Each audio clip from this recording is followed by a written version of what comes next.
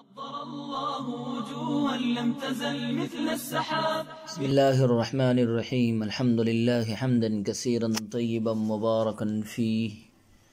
يا رب لك الحمد كما ينبغي لجلال وجهك ولعظيم سلطانك. وصلى الله وسلم على نبينا محمد وعلى آله وأصحابه وبارك وسلم تسليما كثيرا كثيرا. بسم الله الرحمن الرحيم. کتاب الزکوٰۃ. الزکوٰۃ واجبۃ علی الحر العاقل البالغ المسلم اذا ملک نصابا ملکا تاما وحال علیہ الحول. اما الوجوب فلقوله تعالی وآتوا الزکاۃ ولقوله صلی اللہ علیہ وسلم ادوا زکاۃ اموالکم وعلیہ اجماع الامہ. زکوٰۃ کے بیان میں زکوٰۃ واجب ہے آزاد عاقل بالغ مسلمان پر جب کہ وہ مالک ہو نصاب کا پورے طور پر اور گزر جائے اس پر سال. بہرحال وجوب سو ارشاد خداوندی کی وجہ سے کہ زکوٰۃ ادا کرو، اور ارشاد نبوی کی وجہ سے کہ اپنے مالوں کی زکوٰۃ ادا کرو، اور اسی پر امت کا اجماع ہے. عزیز طلبہ، اسلام کے تمام احکام اور ہدایات کا خلاصہ دو باتیں ہیں: خدا کی بندگی اور بندگان خدا کی مدد. نماز خدا کے سامنے غلامانہ احترام بجا لانا ہے. روزہ نفس کی خواہش پر خدا کے حکم کو غالب رکھنے سے عبارت ہے. حج خدا کی شان محبوبیت کا اظہار اور بندوں کے اپنے آقا سے وارفتگی کا نشان ہے.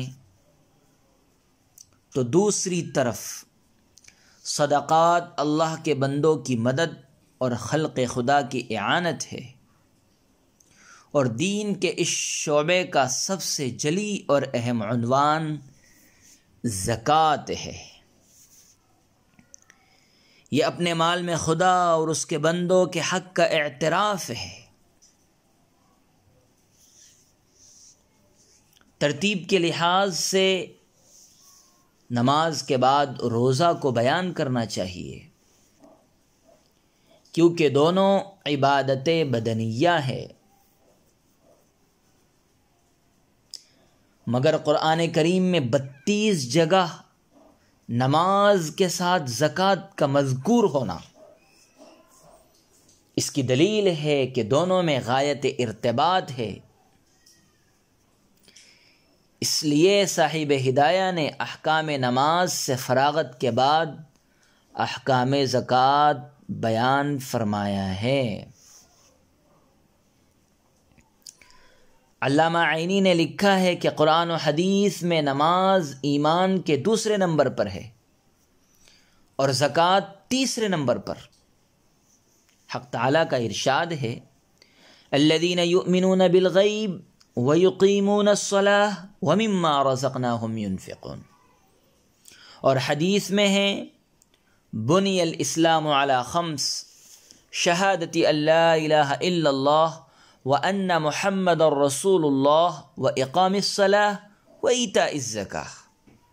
اس لیے صلاۃ کے بعد زکوٰۃ کو لا رہے ہیں.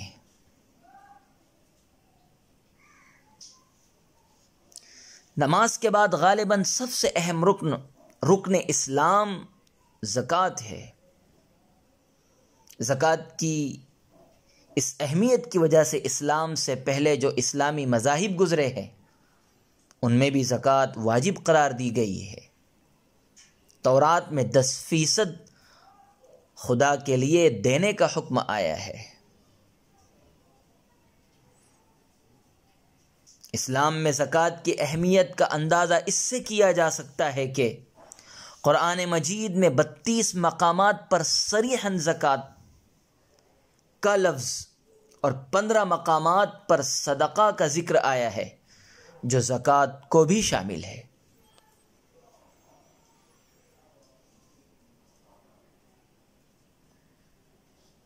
زکوٰۃ کے لغوی معنی،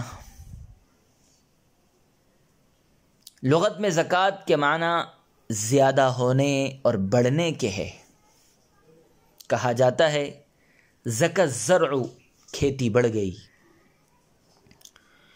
چونکہ زکوٰۃ مال کی بڑھوتری کا سبب ہے کہ دنیا میں اس کا نعم البدل اور عقبہ میں ثواب ملتا ہے۔ اللہ تعالیٰ کا ارشاد ہے وَمَا أَنفَقْتُم مِّن شَيْءٍ فَهُوَ يُخْلِفُهُ، نیز خدا کے نام پر دینے سے مال میں زیادتی ہوتی ہے۔ اللہ تعالیٰ فرماتے ہیں وَيُرْبِي الصَّدَقَاتِ،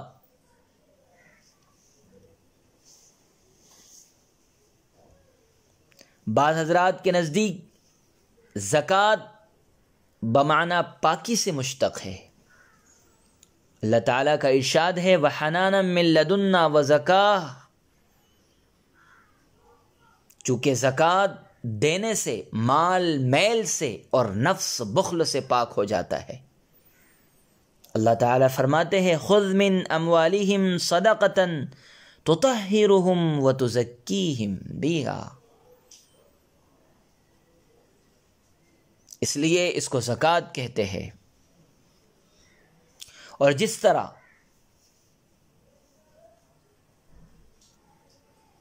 ذبح کرنے سے نجس خون نکل جاتا ہے اور مذبوح جانور کو مزکا کہا جاتا ہے، اسی طرح زکوٰۃ کی ادائیگی سے مال بھی مزکا ہو جاتا ہے۔ نیز زکوٰۃ کے معنی برکت کے بھی ہے۔ کہا جاتا ہے زکت البقعہ ای بورک فیہا، عمل زکوٰۃ کی تاثیر سے چونکہ مال میں برکت ہوتی ہے اس لیے اس کو زکوٰۃ کہتے ہیں۔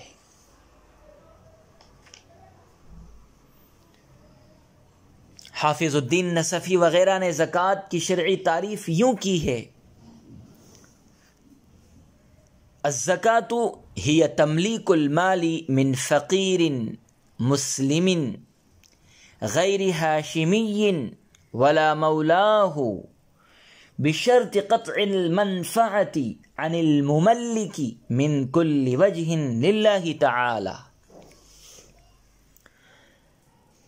یعنی اصطلاح شرع میں مسلمان فقیر کو مال کے اس حصے کا مالک بنا دینا ہے جس کو شارع نے معین کیا ہے، بشرطے کہ وہ فقیر، ہاشمی اور اس کا آزاد کردہ غلام نہ ہو، اور مالک بنانے والے کی منفعت ہر اعتبار سے منقطع ہو جائے، اور یہ مالک بنانا بنیت تعمیل حکم خداوندی ہو۔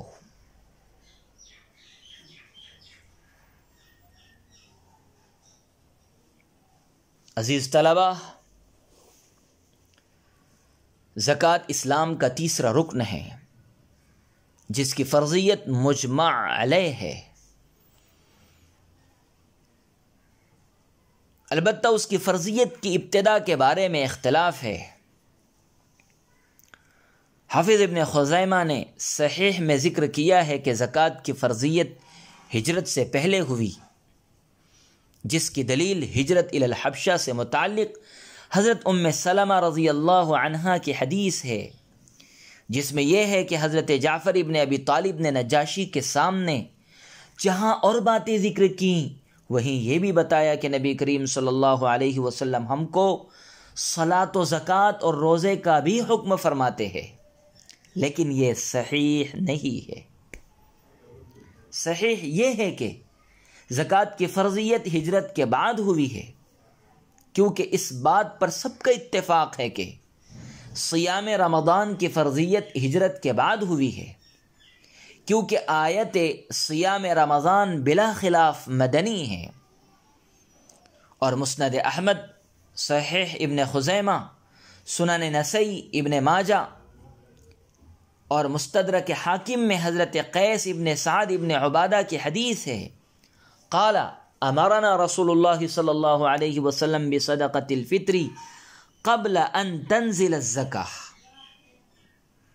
یہ حدیث اس پر دال ہے کہ فرضیت صدقہ فطر فرضیت زکوٰۃ سے پہلے ہے، جس کا مقتضا یہ ہے کہ فرضیت زکوٰۃ فرضیت رمضان کے بعد ہے، اور رمضان کی فرضیت بالاتفاق ہجرت کے بعد ہے، تو فرضیت زکوٰۃ بھی ہجرت کے بعد ہوئی، وہو المطلوب۔ پھر ہجرت کے کتنے دن بعد ہوئی یہ فرضیت، اس سلسلے میں بھی اختلاف ہے۔ البتہ صحیح قول یہ ہے کہ زکوٰۃ کی فرضیت سن 2 ہجری میں ہوئی ہے، اور اکثر علماء کی یہی رائے ہے۔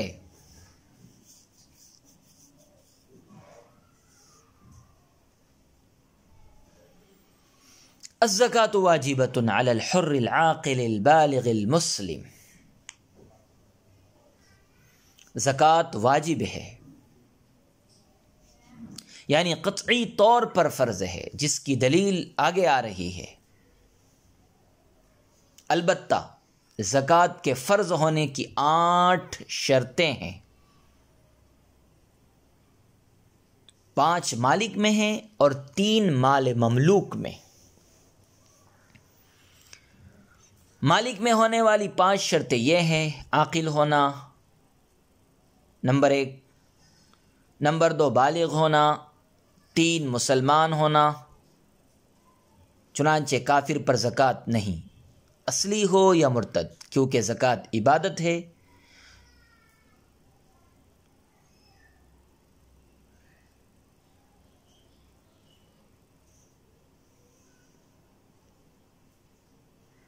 اور کافر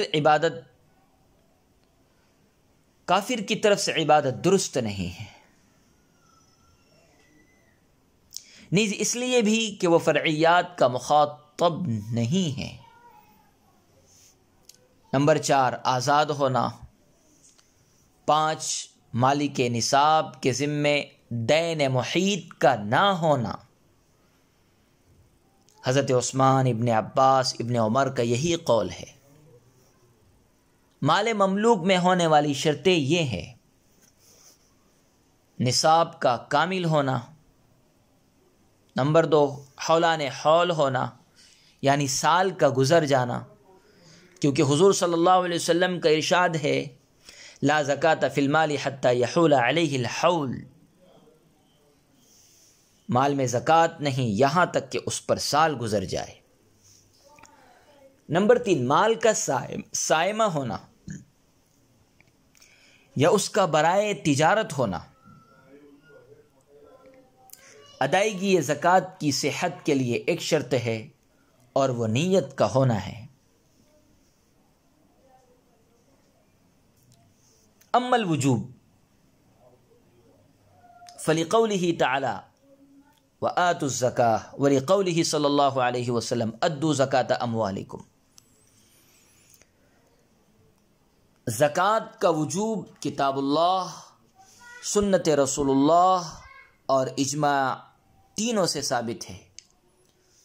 اللہ تعالیٰ کا ارشاد ہے: اقیموا الصلاۃ وآتوا الزکاۃ۔ اس آیت میں ایتاء زکوٰۃ کا امر ہے، اور مطلق امر وجوب کے لیے آتا ہے۔ اصولیین اور فقہاء کے نزدیک یہی مختار ہے۔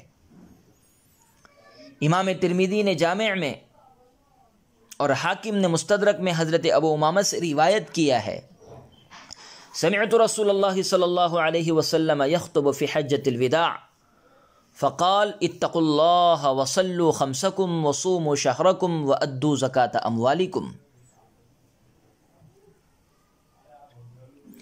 حضرت ابو امامہ رضی اللہ تعالیٰ عنہ فرماتے ہیں کہ میں نے حضرت صلی اللہ علیہ وسلم کو الوداعی حج کا خطبہ دیتے ہوئے سنا۔ آپ نے فرمایا: اللہ تعالیٰ سے ڈرو، اپنی 5 نمازیں پڑھو اور اپنے 1 ماہ کے روزے رکھو اور اپنے مالوں کی زکوٰۃ دو اور اولو الامر کی اطاعت کرو، اپنے رب کی جنت میں داخل ہو جاؤ گے۔ راوی کا بیان ہے کہ میں نے حضرت ابو امامہ سے پوچھا آپ نے یہ حدیث کب سنی؟ فرمایا میری عمر 30 سال کی تھی جب یہ حدیث سنی۔ وعلیہ اجماع الامہ، زکوٰۃ کی فرضیت پر اجماع منعقد ہے اور یہ اسلام کا تیسرا رکن ہے۔